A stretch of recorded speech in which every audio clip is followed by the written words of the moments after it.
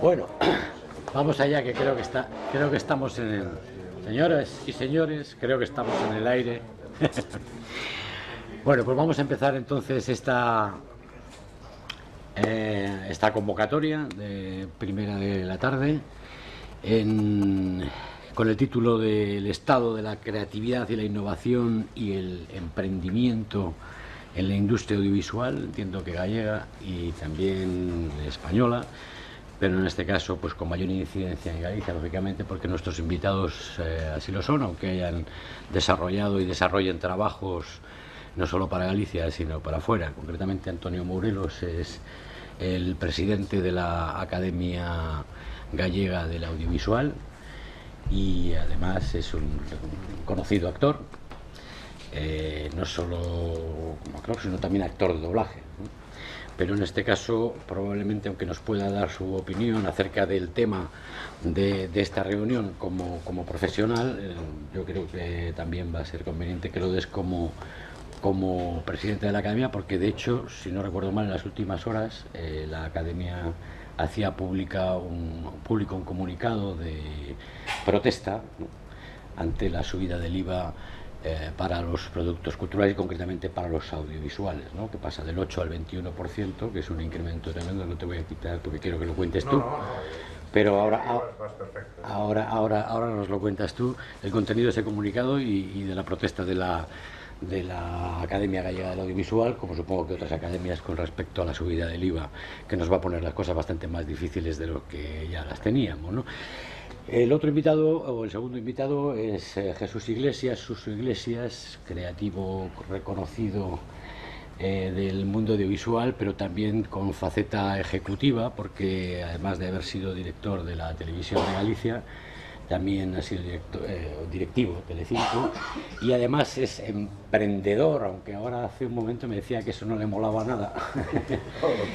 Pero también es emprendedor porque también tiene iniciativas privadas dentro del mundo del emprendimiento audiovisual, que las lleva ahora adelante, o lo intenta llevar adelante, seguro que con poco éxito, porque total. Bueno, y el tercero de nuestros invitados, aunque había cuatro, ahora decimos que era el cuarto que no ha podido venir, o la cuarta en este caso, pero el tercero es Juan Nouche, que es también un reconocido creativo, pero también es emprendedor, es propietario de una empresa que se llama OTI Planet y que está especializada, aunque tú nos lo vas a contar mejor también, en otro sector que no es exactamente el de la producción pura de audiovisual, sino que es, bueno, pues es la animación fundamentalmente y el diseño gráfico en todas sus vertientes, y también diseño para productos en red, ¿no? Es una compañía relativamente reciente, pero tampoco ya no es tan reciente, y con muchísima actividad dentro del mundo tanto de la red como de la animación y de la publicidad, ¿no? La cuarta que no puede venir es Virginia Curiá, que es una productora especializada y creativa, especializada en la animación de stop motion, pero bueno, pues por lo que veo no ha podido estar con nosotros, así que vamos a empezar a hablar del tema de esta cuestión con los invitados que tenemos aquí. Y estos invitados supongo que en principio compartirán conmigo la mala situación que atraviesa el sector, especialmente, aunque todos los sectores la están atravesando, pero especialmente nuestro, porque el audiovisual, especialmente porque es un sector apoyado en una pata muy importante que son las subvenciones, que como todos sabemos se están eliminando o reduciendo notablemente, y en la otra pata fundamental es la publicidad, que ha sufrido unos descensos tremendos durante los últimos tiempos. Si bien es cierto que en los soportes audiovisuales es donde menos, y en Internet también, pero evidentemente Internet todavía ofrece cifras publicitarias muy bajitas, ¿no? Ese descenso notable de ambas patas, las subvenciones y la publicidad, en Galicia concretamente ha provocado que se perdieran aproximadamente un 52%, o más de un 50% en todo caso, de los puestos de trabajo desde que empezó la crisis.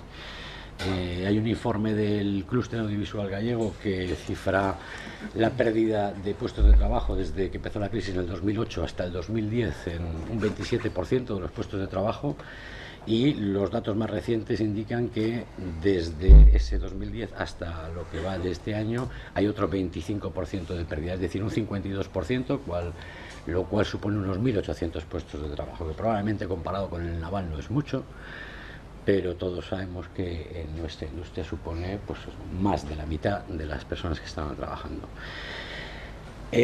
Bueno, vamos a empezar con ese comunicado que vosotros hacíais esta mañana, sí, o en las últimas horas. Vamos, y queda un poco la idea, no solo por hablar de la crisis, pero es que yo pienso que es evidente que cualquier reducción presupuestaria de lo que sustenta el audiovisual tiene una repercusión directa en las posibilidades de creación y de inversión en I+D+I en el sector, y por lo tanto no solo es que se vaya a producir menos, sino que evidentemente, por lo menos esa es mi opinión, a ver qué decís vosotros, eso va a repercutir también en que va a haber muchísima menos inversión en creatividad, aparte de que, por ejemplo, se han suspendido ya las subvenciones al desarrollo, ¿no?, en Galicia. Pero bueno, Antonio, adelante.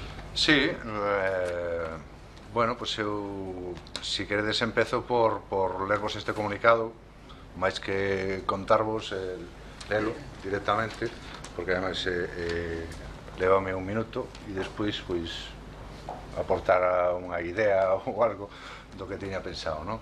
O comunicado que enviamos á prensa hoxe concretamente di así: a Academia Galega do Audiovisual rexeita frontalmente a suba dun 150% no IBE que pon o sector ao borde da quebra.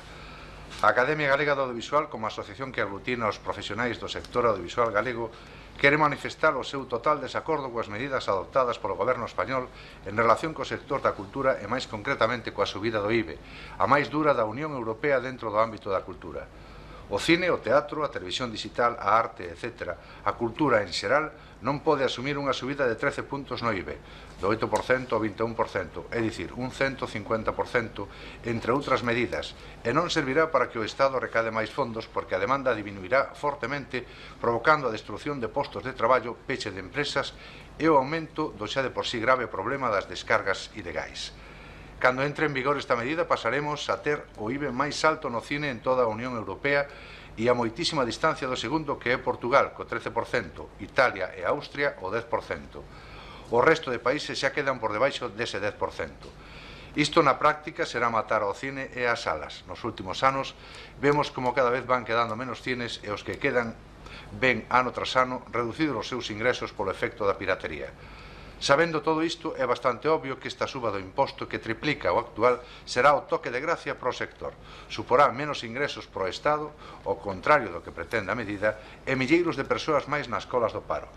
Sen deixar de ser solidarios cos outros sectores productivos que se atopan na mesma situación, debemos recordar que a cultura supón o 4% do PIB do Estado español, e de que máis de 150.000 persoas traballan nesta industria, que ademais é un escaparate de España no mundo. O acceso á cultura é un dereito de todos os cidadáns que nos axuda a medrar como persoas e como pobo, e ao mesmo tempo fai avanzar a sociedade cara á liberdade e ao progreso. Dende a Academia Galega do Audiovisual pedimos ao Goberno que, ante a precipitación e a imposición, impere o diálogo. Outras políticas son posibles sen que conleven unha perda de dereitos sociais e empobrecemento global da sociedade e do sector. Esta é o que nos enviamos, así é como vemos. Pero eu, como supoño que temos liberdade para falar do que queiramos, supoño mal, no. Esta é a parte negativa, e eu realmente viña coa idea de falar deste tema se se me propoñía, pero realmente hoxe teño no ánimo outra idea. E é que onte asistín a un espectáculo aquí en Galicia, en Santiago concretamente, e hai unha semana ou pouco menos, quizáis, asistín a estrea dunha película, e a verdade é que os dous espectáculos me fixeron recapacitar e pensar nun par de cousas, non? E que fronte a todas estas cousas que están pasando, a todos estos datos que se están dando, frente a un alarmismo real con respecto a moitas das cousas que están pasando no mundo da cultura, non sei por que me dá, e sinto, teño ánimo así, eu empezo a ser optimista, e alguén me pode tratar de tolo, pero empezo a ser optimista por unha razón, porque estou vendo que, polo menos desde Galicia, non podo xulgar por outros lados, aínda que por traballo tocoume os últimos meses estar en Madrid e quizáis tamén podría aportar algo, pero o que me interesa, que a miña terra e que Galicia, estou notando que fronte a todo isto, fronte á crisis, fronte a unha perda de traballo, que é real e absoluto, os datos que daba Carlos antes do 52%, eu en cifras non o sei, pero no que palpo nos compañeiros, no que palpo na rúa, no que palpo nos estudios de grabación, ese 52% existe e é real, pero eu ainda así, insisto, son optimista. Por qué? Porque estou vendo produtos e traballos feitos desde o talento e desde a ilusión e as ganas de facer as cousas moi ben, sin pretensións. É algo, ademais, que neses dous produtos estou falando concretamente de Lobos de Arga, unha película moi menuda, unha película pequena, unha película moi cativa, e de Galicia Caníbal, un espectáculo musical feito tamén desde os presupostos máis baixos, e que por aquí era por onde quería eu soltar algo do tema. Se vos parece ben, podémoslo falar. Dos produtos que eu creo que ensinarían boa parte do noso traballo, do que nós facemos, pero que é moi probable que se queden aí, que non cheguen, que non pasen no caso da película de Lobos de Arga, que non pase pois se cadra de medio millón de euros de taquilla, e iso non é, falando coa productora, iso non é suficiente. É moi probable que Galicia Caníbal pois non deixe de ser un espectáculo que aquí en Galicia poida máis menos encher un patio de butacas durante 2-3 días, pero a cousa non vai a máis alá. E eu creo que porque falta inversión na difusión. Eu creo que sobra talento e sobra creatividade en Galicia, pero fai falta que a subvención, esa subvención, que é unha palabra maldita que a mí non me gusta nada mencionar, e con isto non estou botando a bronca a Carlos, pero é unha palabra que eu procuro desterrar do meu vocabulario. Non me gusta falar de subvencións, porque creo ademais que non deberán existir. Defendo total e absolutamente que cantas menos subvencións como as entendemos, mellor. Pero sí me gustaría falar de inversión na difusión, e creo que si realmente se invertira por parte dos organismos oficiais, por parte da Xunta e que fose en difusión, creo que conseguiríamos ou estaríamos en camiño de conseguir metas das que nos gusta moitísimo falar en grandes debates, como a internacionalización dos nosos produtos, non? E perdón, non me quero ceder máis, deixo así. Vale, eso. Moi ben, pois Suso. Vale, gracias. Bueno, eu tamén fui a estrea de Galicia Caníbal, unha coincidencia, pois en que te ibas a dar os datos de o mal que está todo. Dixen, bueno, iso xa o fai aí o presidente da Academia, eu conto as anécdotas, pero me pisaste la idea, querido amigo. Bueno, o asunto é que bueno, o primeiro que me topei no espectáculo foi con isto, no streaming que é moi bo que na nosa televisión coincidamos, streaming deberíamos facer un zoom para que aparte aportemos un reconocemento a unha empresa que non sei, descoñece a cifra ou unha cifra moi alta, non sei se é real, que foi a que apoiou económicamente esta iniciativa, porque xa falar de que as subvencións están mal, quizás están no disco rayado, porque cando estaban ben tamén se decía que estaban mal. Os que vivimos cargos públicos efectivamente vivimos esas historias que o peor a veces é gestionar os momentos de bonanza. Cando hai moito diñeiro é un follón, non hai para todos, porque é un momento que coa cultura de subvención a veces pensase que o recorrido nace e morre no diñeiro da propia subvención, cando se entende que a subvención é iso que se chama capital semente, oportunidades e tal. Non teño unha opinión contraria ás subvencións en absoluto, despois podemos matizar. Efectivamente, pois, prefería que neste escenario de crisis, pois que o último recorte fose para a parte que máis barata para o Estado, que é a parte da cultura, pero curiosamente é sempre o mismo recorte. Por que? Por os tópicos de toda a vida. Cando un político necesita un titular rápido, pois baixa os sueldos funcionarios, porque ponse no chip de século XIX, o de vuelva usted mañana, de Larra. Entonces, bueno, pues eso se lo merecen, vale, parece que quedan ben, que van a arreglar os problemas. O seguinte, os bufóns da corte, que son a xente pois, do mundo artístico e cultural. Entón, eso non é serio, porque son realidades industriales, dan moito traballo, sobra comentar que a cultura pois, demostra a calidade de vida das persoas e a contribución para que percibamos nun momento dado de que a sociedade avanza e que o Estado benefactor pois, se preocupa incluso pola nosa felicidade. O escenario é outro, entón, quizás o que me gustou primeiro de Galicia Caníbal foi que en 2 horas e media de espectáculo estive pechado nun teatro e solo falar unha vez da prima de risco. Dixen, bueno, felizmente podemos, hai vida despois da prima de risco, o cual é o quizás que me interese falar aquí con vos de hacia onde podemos orientar as nosas ilusións e os objetivos profesionales, porque da prima de risco parece que nadie entende moito, entón o que eu poida aportar nese sentido é moi pouco.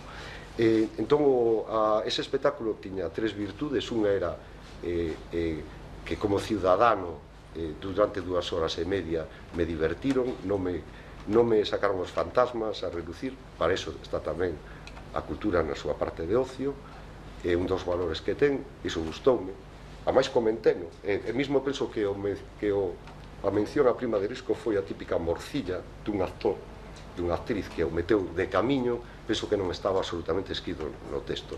Bueno, gustoume. Eu recomendo, máis que falamos do espectáculo, recomendo vos que vallades cos vosos fillos, porque é moi intergeneracional, entón é moi positivo, é moi mentireiro, non ten nada que ver con moito, na miña opinión, como foi aquela época que a vivimos, en certos aspectos, pero gustache estas mistificacións do pasado, a min encantanme, porque iso é o que os americanos nos venden estupendamente nas súas películas, e os consumímonos como gilipollas.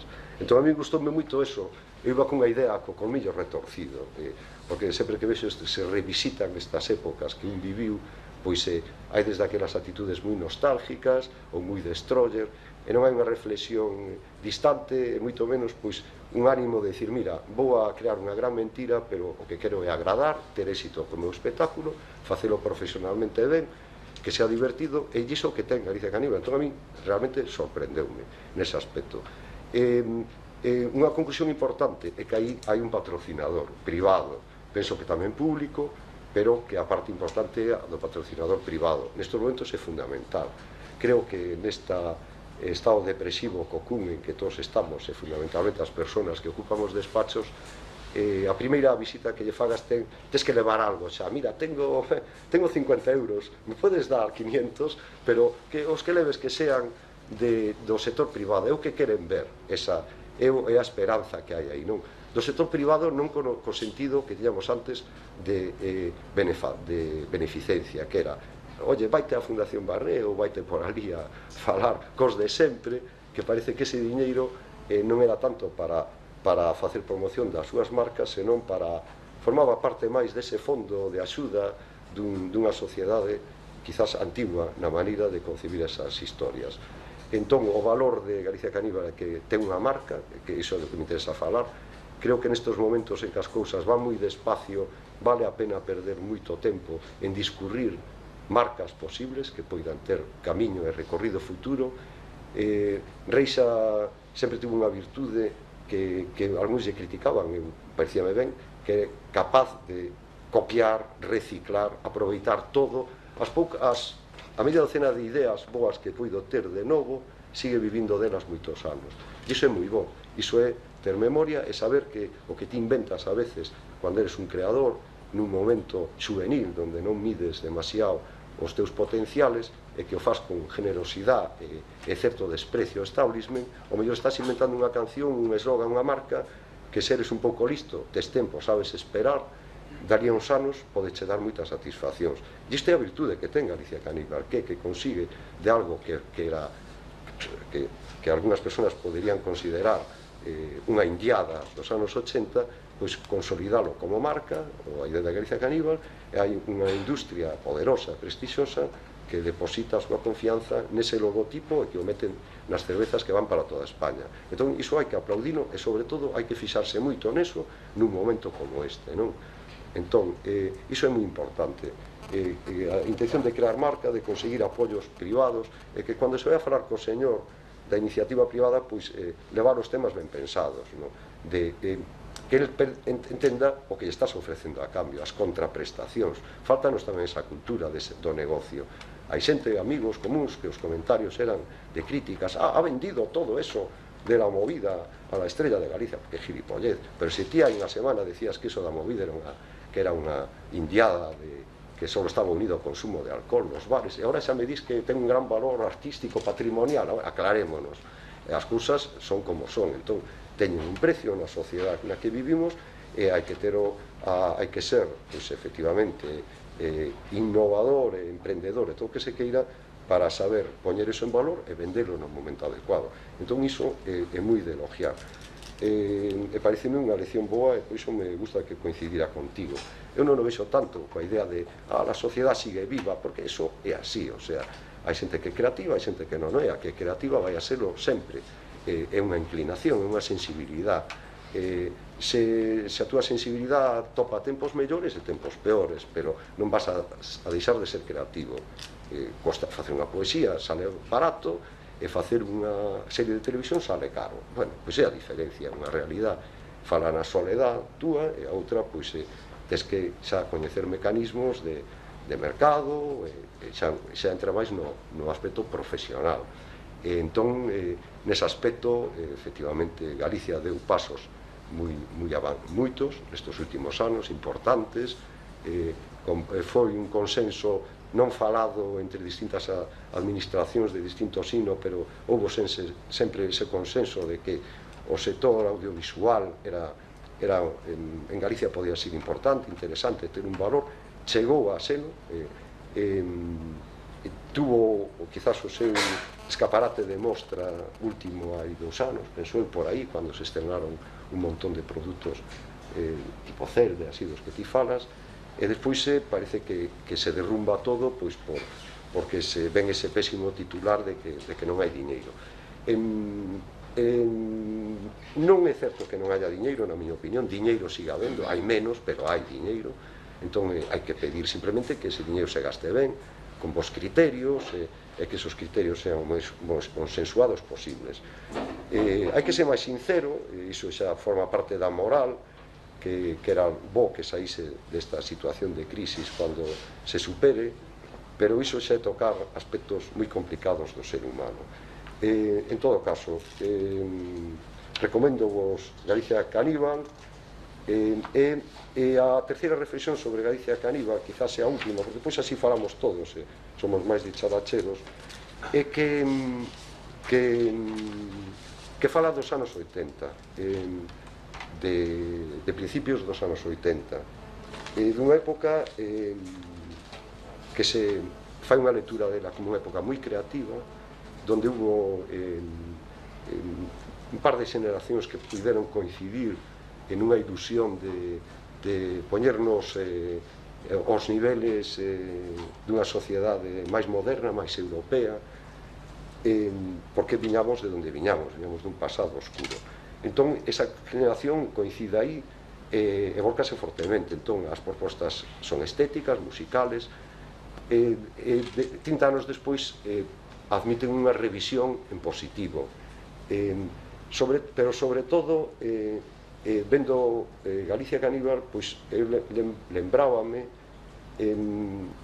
na frase que naquel momento estaba no ánimo dos xovens creadores, que era unha frase esa de fágao vostede mesmo, non? Que non sei dicilo en inglés, pero moi recurrente entre os británicos. Esa viña dos planteamentos anarquistas, do punkismo de finais dos anos 70, a idea esa de hágalo usted mismo, es decir, usted quere ser músico, pois non ten que ir ao conservatorio ni nada tal, colle o baixo eléctrico do teu hermano maior e ponte a meter ruidos e tes algo que contar, porque a técnica apréndela rápido. Iso foi esa idea de que todo de atrás sobra, todo o que pode haber é o que nos construyamos, aínda que seamos uns chavales imberbes e que non saibamos aínda demasiado da vida, nin do arte, nin das técnicas do arte, deulle esa enorme vitalidade, esas ganas de participar no conxunto da sociedade. Iso era o que eu recordaba pensando cando vi a obra, e que está moi ben reflexado na obra, cando non vos vou a contar o argumento, vedena, pero bueno, que cando unha persona de agora, desta época, pois mira a través dos ollos dunha persona do pasado en como se facían as cousas nesa época, e digamos que se tira a piscina e dai salen cousas. Entón, na medida en que agora nos din que a nosa economía hai que ver 30 anos atrás de que estamos nesa mesma situación, pois quizás aí é un momento mellor de coller, de aprender historias dese momento, e que non sea simplemente un revival estético, que iso é o que fan xa cada tempo. Sí, venga, ya está. Vas embalado. Bueno, pues ese dan a usted mismo y ahí lo dejo. No, luego seguimos, pero Juan no ha intervenido todavía y me gustaría que dijera... Siempre quiero ser breve, pero me enrollo, perdón. No, ya, por supuesto. Moderador. Después de este bonito spot de Galicia Caníbal, vamos a ver cuál es la... No, ya veo que te ha encantado, porque le has dedicado ahí.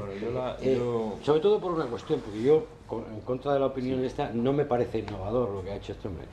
Me parece que es un formato habitual, sí. Y lo único que tiene con respecto al tema de la reunión esta es que es emprendedor, es decir, ha conseguido que alguien le financie. Pero vamos, claro, como innovación es un espectáculo al uso, ¿no? No, eso no, por supuesto, no, pero eso lo dije. Juan, venga, eso lo dije. Adelante. Bueno, yo voy a hablar desde un punto de vista de lo que me atañe a mí, ¿no? Yo, digamos, nosotros hacemos producción de animación y servicios, que implica creatividad, por supuesto, pero yo puedo opinar desde mi rinconcito, digamos, donde yo estoy, ¿no? Entonces yo lo que he visto, aparte de todo esto de la crisis y todo esto, es el desarrollo de los últimos años. Nosotros cuando montamos la empresa era prácticamente en el punto de arranque de la crisis, que fue sobre el 2007, se nos ocurre montar una empresa. Y lo que hemos visto es que la evolución del sector, pero yo creo que ya no es, ya desde el arranque mismo ha ido bajando. Nosotros los servicios han ido decreciendo, hacíamos muchos servicios para el audiovisual los primeros años, y estos últimos años hemos ido cambiando y han ido decreciendo los encargos, porque evidentemente se ha dejado de producir, el sector está, como todos sabemos, muy deprimido. No sé si estaba bien asentado en cuanto al sistema de financiamiento, puede que hubiera igual un exceso de apoyo en la subvención, pero tampoco entro en profundidad en eso. Nosotros lo que hicimos un poco es, viendo esta deficiencia, cambiarnos un poco el patrón y dejar de primar los servicios y meternos un poco en producción propia, porque pensamos que aunque los tiempos son malos para los servicios, para la producción propia, aunque dependes de ti mismo, si vendes bien el producto y lo colocas, pues te puede ir mejor a la larga. Entonces, evidentemente no cerramos servicios, seguimos manteniéndolos, pero y yo lo que A mí lo que me ha tocado, que yo venía del mundo de la creatividad, del mundo de la técnica, en mi caso en 3D y todo esto, es reconvertirme un poco a empresario. Y donde he tenido que aplicar la creatividad es en cómo crear cosas que puedas y cómo venderlas y cómo fabricarlas.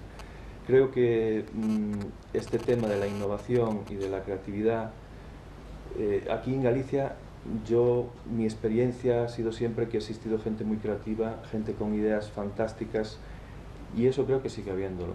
Lo que creo que tenemos un poco de eficiencia, y no me pongo de ejemplo, es en cuanto a capacidad para hacer que esos productos culturales sean un negocio sin depender de nada más que de ti mismo, de nosotros mismos, ¿no?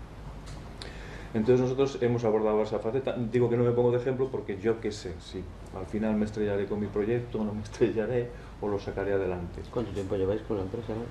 Con la empresa empezamos en el 2007, o sea, hicimos 5 años pues, hace una semana aproximadamente. Entonces yo lo que creo es que lo que ahondando ya en la situación general del sector, estoy de acuerdo con Carlos que nos hace falta inversión privada, mucha inversión privada. No hay esa estructura, que también es una deficiencia, yo no creo que ya sea del sector, sino que es de nuestra sociedad, que no hay esa cultura del filántropo o la inversión en negocios a largo plazo, o no existe una estructura privada de financiación. Como todos sabemos, el origen de la crisis viene de que aquí siempre se ha primado la inversión en casas, en ladrillos, en lugar de en negocios. Y entonces yo lo que creo es que la creatividad ahora debe fomentar esto, debe fomentar el capacitarnos un poco para poder afrontar eso con éxito, ¿no? De meternos en los mercados famosos, mercados internacionales y tal. Nosotros en nuestra producción de la serie es lo que hemos intentado hacer. Hemos buscado un coproductor en Brasil, que parece ser que hay menos crisis que aquí, tiene mejores formas de financiarse, y nos hemos centrado en la distribución internacional, que es lo que creemos. ¿Aquí tiene un teléfono? Sí, hay varios. No, pregunta. Hay varios. Es que nosotros no nos damos cuenta, pero el que está oyendo está yendo aquí. Espera, lo apagamos. O silenciado. ¿De qué se apaga? Gracias. Bueno, en resumen, Estábamos todos, ¿no? creo que buenos productos tenemos, buenas ideas. Yo a los pocos eventos que asisto, porque desgraciadamente ahora esto está en las fases de producción, sobre todo cuando se arranca, pues prácticamente no tengo tiempo. De hecho ahora me iré con Carlos al acabar esto prácticamente, que estamos en una fase un poco crítica. Pues a los pocos eventos que he ido he visto siempre muy buenas ideas, y fantásticos proyectos. ¿Qué ocurre? Que yo tampoco puedo hacer un análisis exacto de lo que pasa, pero es que hay un eslabón que impide que esas ideas que yo, desde mi punto de vista, podrían convertirse en éxitos comerciales, no lleguen a producirse. Y yo creo que no sé si es un problema cultural arraigado en nuestro entorno o qué, no lo alcanzo a ver muy bien el por qué puede ser, ¿no? Yo creo que es probablemente una falta de orientación de nuestra sociedad hacia eso, ¿no? Nosotros la gente se orienta desde pequeñitos a buscar un trabajo fijo para toda la vida y no a crear una industria, crear una empresa. No tenemos, digamos, ese arraigo de cultura que en otros países tienen, como en Alemania o en Estados Unidos, que tampoco los quiero poner de ejemplo porque creo que nuestra sociedad tiene muchas más cosas que dar y tiene mucha más riqueza que esas culturas, ¿no? Y creo que sería un buen momento para un poco pararnos a analizar estos porqués, porque sí, que digo, no soy contrario a las subvenciones, de hecho para nuestras afortunadamente creo que conseguimos alguna de las últimas que quedaban, pero deberíamos profundizar en eso, ¿no? De cómo poder hacer que la cultura sea negocio, que la cultura se convierta en negocio y que podamos un poco hacer que esto se financie y poder recuperar esos empleos que se han perdido, ¿no?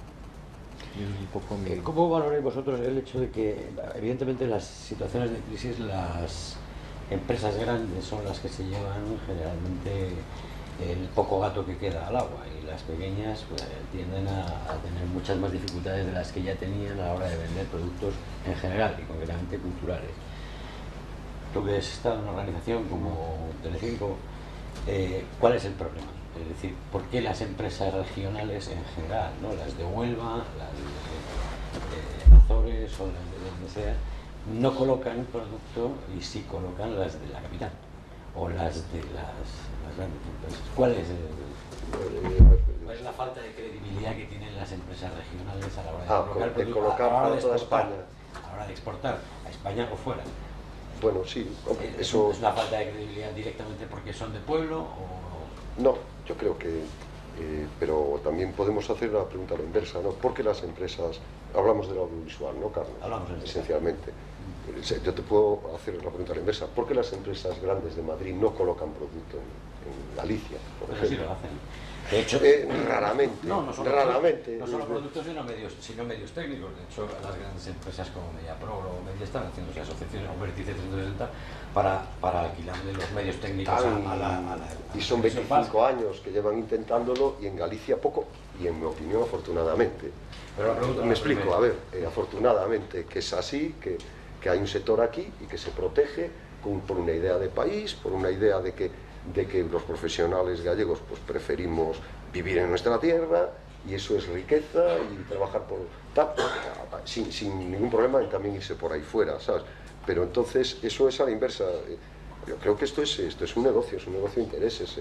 En la City es la City, donde está el negocio duro y grande, se concentra, pero ocurrirá aquí, ocurre en Londres, ocurre en Nueva York. Las ciudades que son ciudades de negocio, concentran el negocio, pues que hay que estar allí, ¿no? ¿Falta de credibilidad? No, en absoluto. La credibilidad que... y entonces, ¿cuál es la historia? Y la hemos vivido, y no vamos a poner ejemplos porque estamos en streaming, que no sé, no convertir esto en una conversación privada, pero cuando aquí hay productos punteros y que fueron punteros, sobre todo en afición, es un milagro como en Galicia de cara afuera pues llegó a donde se llegó, eso se sabe, y entonces hay un respeto. Pero ¿qué hacen? Pues en Madrid pues te fichan y vente para acá, igual que hace el Real Madrid, que trae a los mejores futbolistas, o al Barça, que se los lleva. Bueno, esto es un poco, ¿no?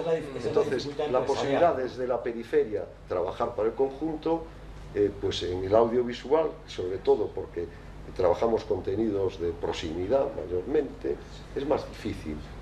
Tú llegas a Madrid y al principio tienes tú un recorrido, mira, a un actor le van a cuestionar el acento, si al guionista, si su tipo de humor es el que sirve para trabajar. Sí, son los testes que tú tienes que... Luego resulta que profesionalmente, individualmente los profesionales sí que van a actuar, y ahí no se les mira el acento. Yo, si me permitís, es una empresa la que lo vende, pero cuando es el profesional solo no se les mira. Eso es ya.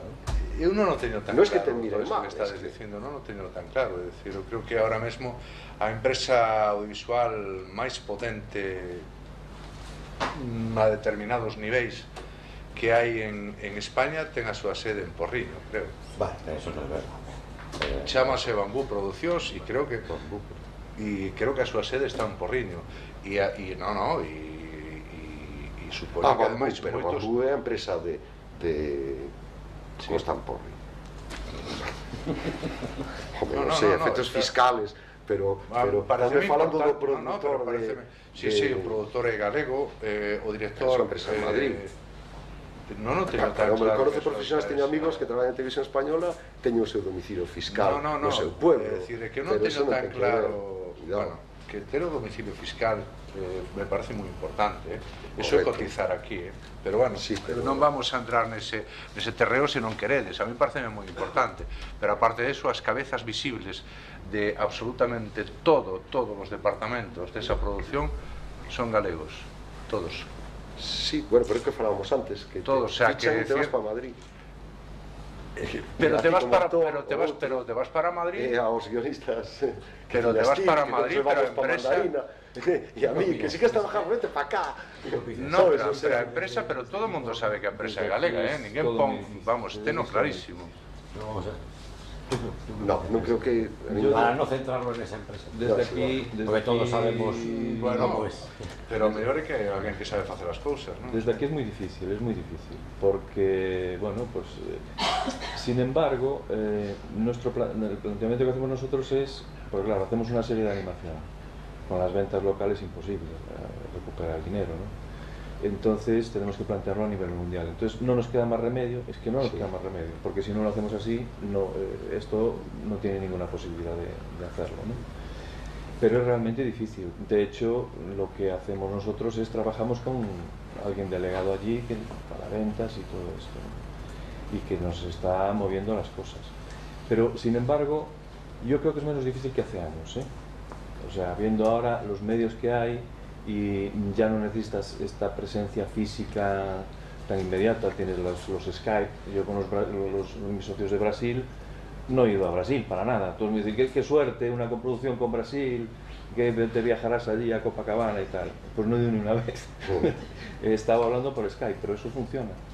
Entonces, digamos, es difícil, ¿por qué? Porque los núcleos de decisión están allí, el que te va a firmar, el que te va a aceptar está allí. Claro, tienes que ir a cultivar, tienes que ir a la cadena continuamente. Entonces la presencia, la proximidad física es importante. Es importante. Dicen, oye, que tu programa tiene aquí un defecto enorme, tal, quiero hablar ya contigo. Pues tienes que estar en media hora allí. Claro. Y no, espera que coge el avión, no es pasado mañana.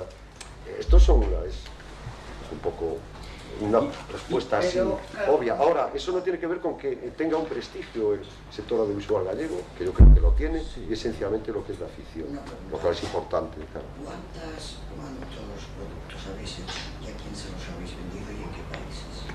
No, vamos a ver, yo esta es de producción, nosotros, la empresa nuestra es de servicios, es de servicios. Pero has dicho que habéis empezado también producción propia. Sí, una serie, nuestra primera. Hombre, nosotros tenemos experiencia en producción, pues tanto Alberto como yo habíamos estado cuando se hizo el Bosque Animado en Digra Films y tenemos mucha experiencia en todo esto, ¿no? Lo que pasa es que la experiencia que teníamos hasta ahora era desde el punto de vista de, pues, creativo, técnico y tal, ¿no? No nos tocó nunca lidiar con los negocios. Sí, bueno, yo voy a meter un poco de caña. Esto, pero ya sabéis, como me conocéis, ya sabéis que os quiero mucho. Esto...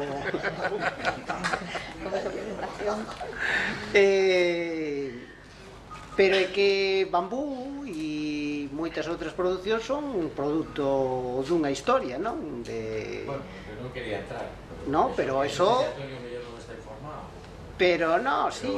Pero son fruto dunha historia que se fixo aquí, non? E iso tamén é bon. Pero eu creo que isto lle pasa a casi todas as empresas de outros sectores que teñen máis músculo financiero, evidentemente, pero Intelsys ou Televés ou tamén lle pasa o mesmo, que ten que ir a Telefónica a vender a Madrid, ten que ter un ejecutivo desplazado noutro sitio. Eu creo que si efectivamente temos un sector, que é o sector audiovisual, temos que ter un mercado global, aínda que sea moi difícil, e hai que pelear polo mercado global. A cuestión, que esta é a pregunta que... unha pregunta complexa, pero que eu moitas veces me fago, é si, e como todos os que estáis moi implicados no tema e o conocedes moi ben, todas as axudas que tuvo o audiovisual nos últimos anos, quero decir, pois eso, nos 15 últimos anos, realmente que aportaron e que construíron, digamos, unha base, eu creo que é absolutamente evidente, e eso probablemente deses resultados están beneficiando as cadenas nacionales tamén, é dicir, saíron actores importantes que probablemente se non houbera esos apoios igual saían ou igual non saían, saíron produtores importantes, que saíron guionistas importantes, e eu creo que eso, e se marcharon fora de Galicia pero iso lles pasa tamén aos universitarios que estudian en Galicia. Fais unha grande inversión nos universitarios que estudian en Galicia e despois teñen que seguir fora. Por que? Pois porque non hai moitas posibilidades de insertalos aquí, porque somos un país pequeno, non somos capaces tampouco de generar emprendemento aquí suficiente para sair afora, e entón esa é unha realidade evidente. Pero eu non quería ir por aí, o que quería era por que os produtores que estáis, se hai coñecedes o tema, por que só cando pensáis nas subvencións só pensáis nun foco determinado de subvencións ou nun foco determinado de televisións e non ampliades un pouco máis o horizonte, porque eu fago un balance, por exemplo, programa media de Europa, o programa media que empezou en 1990, programa media da Unión Europea, que invertiu 1.000 millóns de euros nestos últimos 10 anos na Unión Europea. Os produtores galegos teñen unha participación que non chega ao 1% de... bueno, 1%, moito menos deso, prácticamente, que eu sepa hai entre 5 ou 6 proxectos que colleron unha pequeniña parte das axudas da Unión Europea. Por que? Porque tiñan moitas subvencións aquí, porque vivían, porque eran autosuficientes e non se planteaban por qué. E digo subvencións, como digo, mercados internacionales. Por que non se fixeron joint ventures non só coa Forta, sino tamén coa televisión francesa, coa televisión irlandesa, coa televisión? Por que non fomos capaces de romper esa? E non vos lo digo a vosotros, mo digo a mí mismo moitas veces, como sabedes perfectamente, non estou pensando. Por que non fomos capaces de romper esas barreiras? Eu teño unha opinión clara, informada sobre eso. En principio, porque non había... pero non só galegos, o sea, es que un 2% son galegos, pero en España en total probablemente tamén sean moi poucos. Sí, pero non é un problema galego ese. Pero, sin embargo, en Italia son posteriores. En Italia, en Francia, en Bélxica, sobre todo, a maioría dos usuarios de media son os que están ali no cogollo. É dicir, son belgas, franceses, ingleses. Son os que levan casi todo. O diñeiro. E é onde vai estar a partir de 2014. E eu já non penso no pasado, penso no futuro. O programa media, como sabedes, termina en 2013. E no 2014, 2020 entra o novo programa Europa Creativa, de partida con 2.000 millóns de euros de inversión para audiovisual. E digo eu, por que non apostamos tamén de verdade aí poñendo todos? Digo, entendo que iso ia máis, pero de partida nos tiñamos moita dificultad acceder a Europa porque non había delegacións.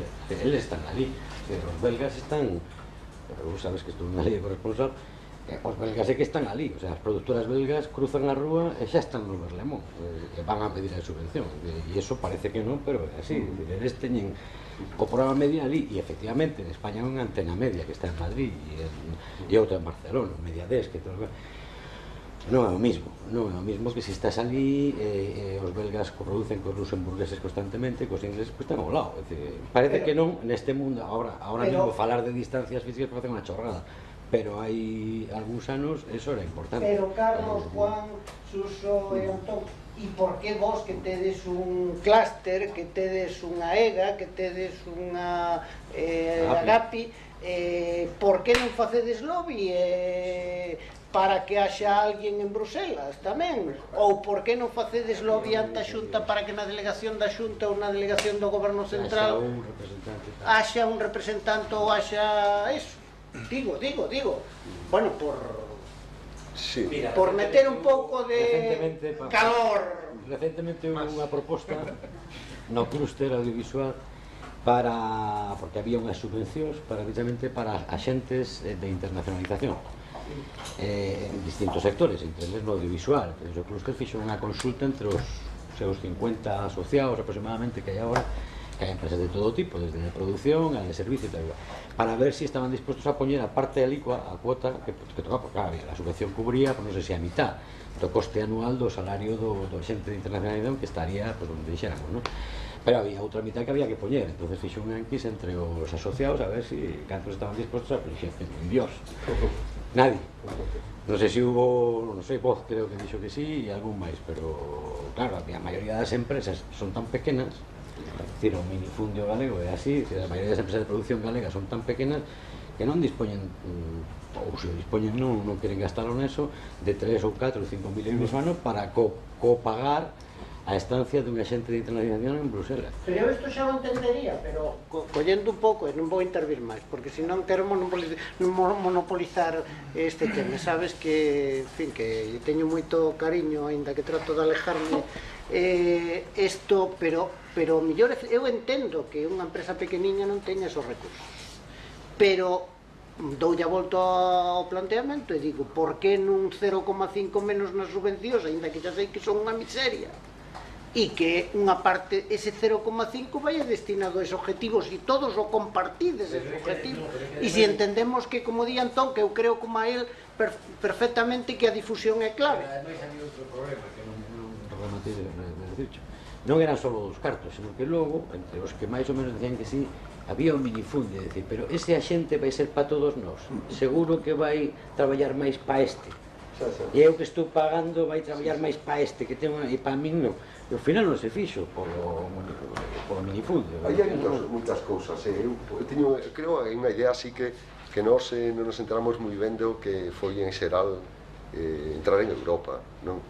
Pois así como tinglado que nos arreglaban as carreteras, que habían axudas para cursos de formación, cousas dese tipo, os ayuntamientos moitos sí que espabilaron, buscaron oficinas de xente especializada en conseguir as axudas europeas, pero é un dato que nunha ocasión, hai uns anos, nos contou un señor destos especializado en temas dese tipo, en conseguir axudas europeas, decía que o 70% das peticións de españolas que iban a Europa que se quedaban descartadas por problemas de forma.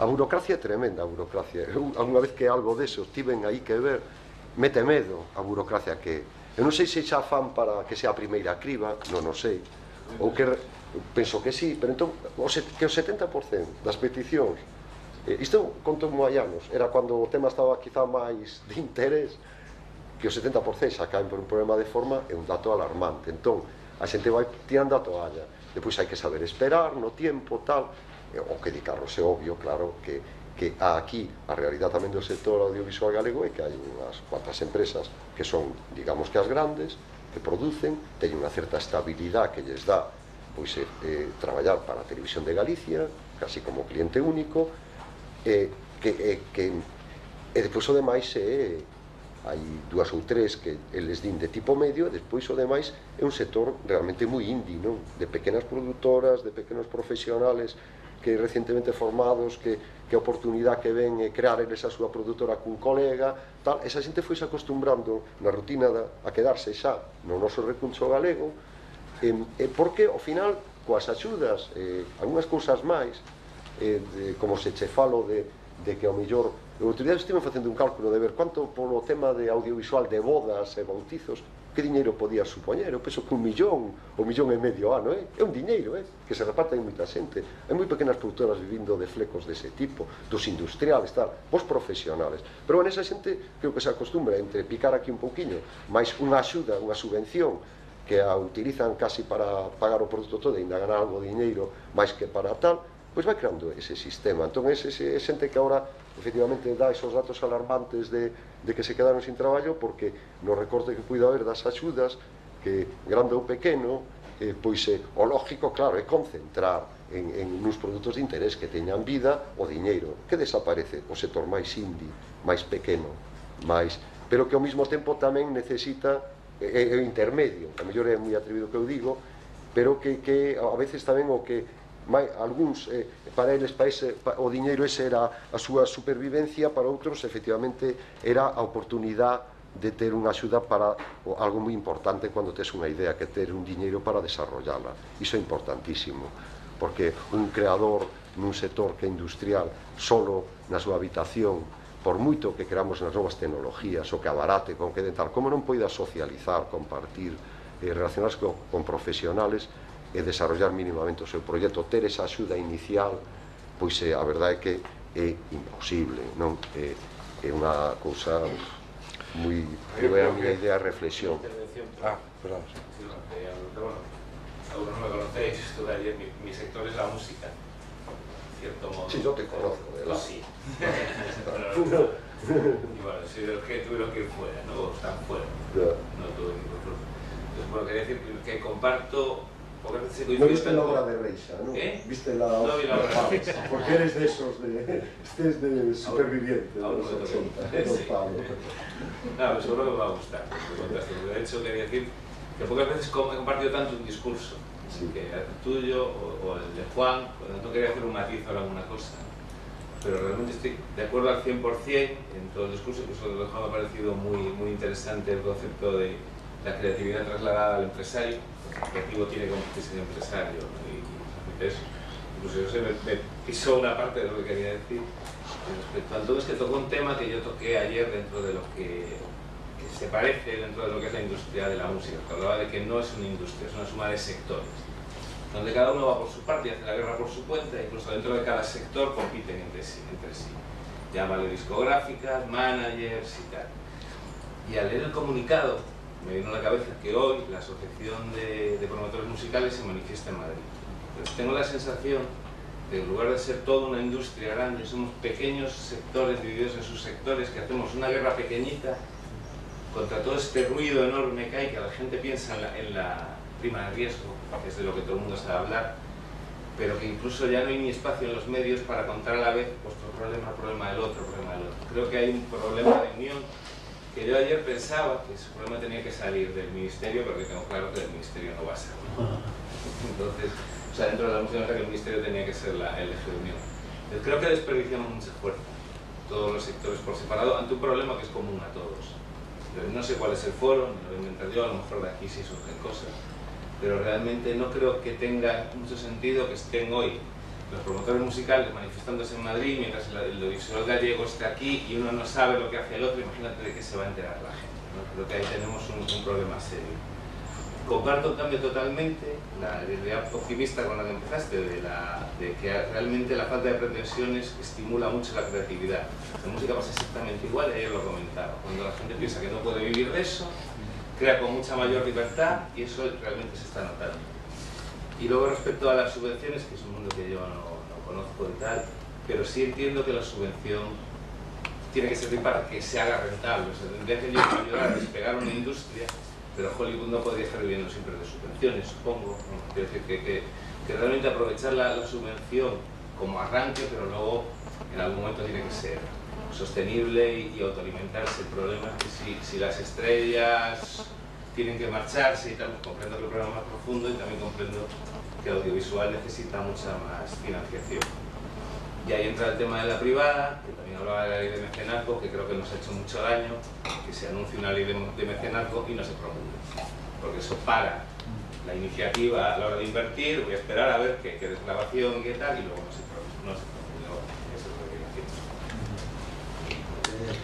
quiero decir. Básicamente el tema de la desunión es lo que más... Un inciso, yo por matizar a Suso, o da burocracia non o podedes argumentar. Porque no, Suso, no, porque tú sabes perfectamente que eu estuve tamén nese la OSEA, que conozco ese tema, pero Charo sabe que da academia da universidade como a nós, sabe que si temos que pedir, cando pedimos na universidade un proxecto de investigación e conseguimos proxectos de investigación competindo, e unhas veces presentamos e non nos lo dan, e entonces volvemos ao que se dixo ayer, que de 10 apostas, bueno, aquí había alguén que dixo que de 1000 iniciativas, de 1000 proxectos, resultaban pues 20 exitosos.